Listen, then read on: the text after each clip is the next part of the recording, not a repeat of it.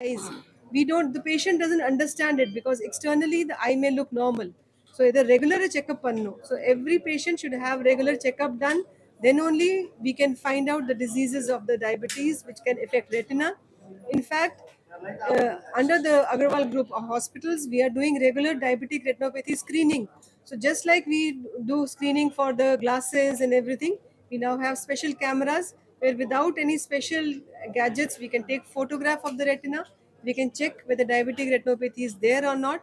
Because by the time the patient will know, permanent damage to retina will have happened and we will not be able to improve the vision of the patient. So it is very important that this awareness is there amongst all people, that patients should also know, the doctors should know, more and more doctors know it here, that we do the teaching of not only the patients but the doctors, that how the retina should be examined and treatment should be done well on time to prevent blindness. Actually, no, no. Medical treatment also can be done, laser can be done, injections can be given, but some situations serious and complicated surgeries will be required.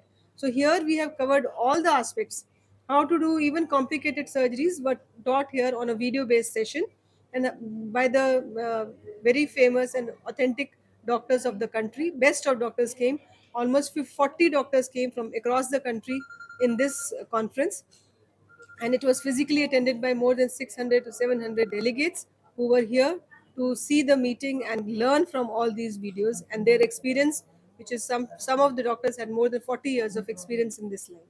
Actually, I think that is Dr. Agarwal Eye Hospital is the number one in tackling the surgery of the retinal surgery among that all other hospitals. We have the best of doctors available who can do any kind of surgery for the retina which may be required for any patient. Is retina clinical test is affordable? Yes, sir. It can be done by a simple examination and no extra gadgets or anything is required. We can put drops and dilate the pupil.